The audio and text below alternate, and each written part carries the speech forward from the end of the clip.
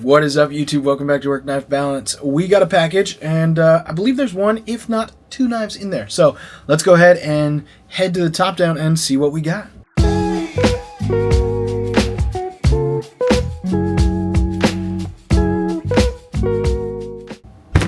All right. Before we get too far started, I want to go ahead and say thank you to anybody who's already liked and subscribed. If you haven't, feel free to hit that subscribe button down below. It's a great way to support the channel. You can also head over to Instagram and follow us at WorkKnifeBalance939. And oh, hey, look at that! Someone else wanted to remind you to subscribe to the channel. Thank you. That's so fantastic. Very much appreciated. Anyways, we're gonna go ahead and open this up. We're gonna be using the Wii Vision R to open this bad boy up today, and this is definitely taped up nice and tight, so I think I should be able to get into it with just those three cuts right there. We shall see. Yes, there it is. Boom. Alright, so we got some sweet stuff. Lefty EDC, and then hello, have an amazing day from Titanium Justin. Go ahead and check out Titanium Justin's channel. I will go ahead and link that below. And then, hey, we've got a BEDC sticker as well. So, that's awesome. So these are pass-around knives. Looks like we've got a Real Steel and a Rosecraft right here.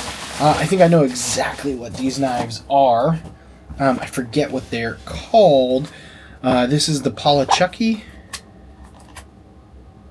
Nollichucky, and then Pathfinder, I believe, is that one. So let's go ahead and get started with the Rosecraft first.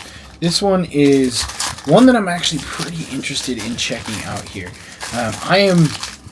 Alright, let's get that Real Steel out of the way. Let's get this Rosecraft out of the way. I really like this kind of box that Rosecraft had with this. This is my first Rosecraft into the channel. I'm going to go ahead and say that. I've had some old school Rosecrafts that I found at like yard sales or garage sales or like little what are they called, like swap meets? Not a swap meet, but oh man, you know, I'll think about it tonight and then I will make a comment about it because then I'll remember it. But this is beautiful. This is a really nice looking knife, I will say that. This is fantastic. I have no idea how much this costs, what it's made of or anything. Go ahead and check the pull on that one. We've got the half stop on there as well. This is a really nice slip joint. I really like that thumb nick. It makes it a lot easier to have that little like thumb fuller in there, nail nick, to kind of pull that out. It's not like the little small nail nick that you typically get on the tip of the blade there, but you have a nice little nail nick in that fuller to pull that out as well. This feels fantastic. Looking all just D2 steel, so it's probably isn't going to be too expensive. It's probably going to be a nice little budget Rosecraft, and by budget I mean it's probably not $200-300. This may be $60. Yeah, maybe, I don't know.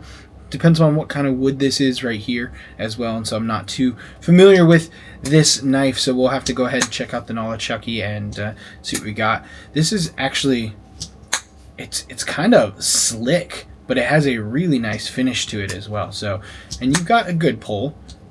It's getting easier and easier as it comes through like that, but you have some decent walk and talk on that right there. It has a really, really nice hardware put that together. I mean, that looks so fantastic. And you can see it is centered in there as well. So you have a nice centered knife coming through there. I really like this. It would be nice if it came with a small slip, just to keep it in nice shape, but I know there are plenty of places that you can get slips. You can go to Northwoods Leatherworks, you could get one from Lancelot Leather. That would probably be my choice. Lancelot has exclusive Lynch Northwest clips on their clip slips, which are fantastic.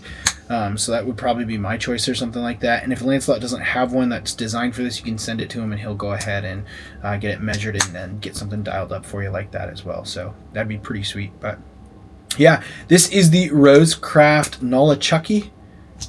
And so I'm actually really digging this. But I'm going to go ahead and move on. We don't want to make a 20-minute video on me just playing with opening and closing a slip joint over and over and over again. So we'll go ahead and put that back in the box. And then we'll set the box to the side, and we'll go ahead and get into the Real Steel box right here. So let's get this, shake, shake, shake, shake, shake, shake, shake, get that out. This is the Real Steel Pathfinder. So this is, ooh, feels like a bigger knife. Yeah, wow, okay. I was not expecting that to be as big as it is. This is a large knife for sure. This is huge. This thing is massive. Oh, man. And, ooh, that's not too bad. Has kind of a weak omega spring, but it's not too bad. I don't know how to really kind of... I got a cable hanging here, and that's part of my problem as well.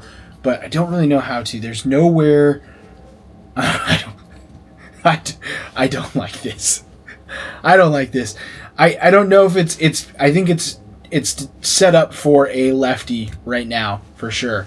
But it's... I don't have a clip on the backside as I'm holding that to like hold my fingers and get them out of the way as I pull this down, because the clip is on this side right here. So it is set up for a lefty right now. And I just felt the struggle of what a left-handed person must feel like every time they open a knife, because that was very uncomfortable feeling of like, I don't know where to put my fingers. There's nothing to grip without that clip over there to hold on to. So I did not like that feeling. I will say that for sure.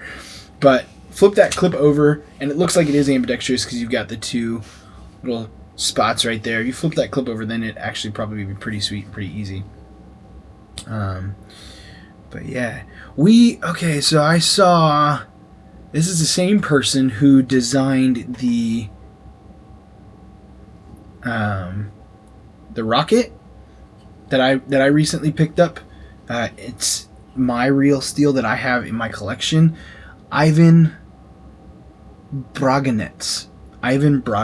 That's who designed it. This is a 14C28N and access lock. I'm not a big fan of the Real Steel's access lock. I'm going to be honest. This does, and maybe it's because I have it set the way I do and it's not easily actuated, but I'm not a really big fan. This knife should not have been, in my opinion, an access lock. I'm just gonna put that out there.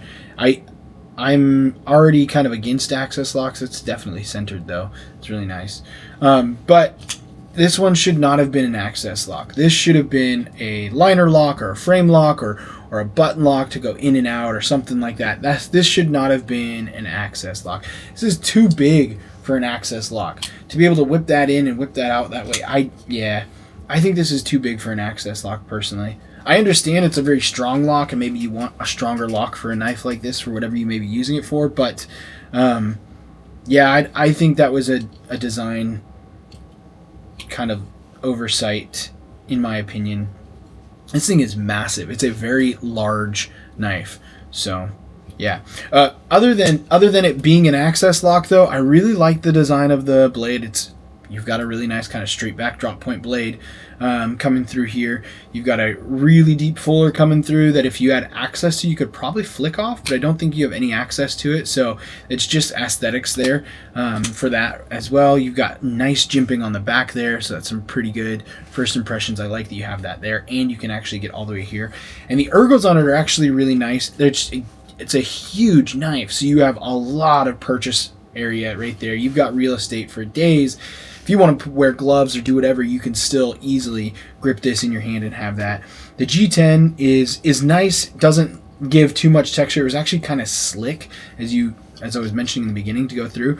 But they did kind of chamfer both edges right in that anchor spot for the index finger, so it feels comfortable. Feels more comfortable up here because of that, which leaves that nice little nub on the end to kind of lock it in place, so your knife feels good in hand like that. So it's just probably gonna get used to the size of this access lock. That's a bummer for me because it's actually kind of a really cool knife. You've got the G10 backspacer right there as well. I'm curious if they have other colors that it comes with. It's actually a really well designed, cool knife. I just think the access lock is something I would have made a different choice on the locking mechanism for this knife for sure. So that is the Rosecraft Blades Nalachucky, and then this is the Real Steel Pathfinder. So I don't have much left for you. We probably will do a full video on both of these knives. That's all we got for the rest of this one. So until next time, TTFN.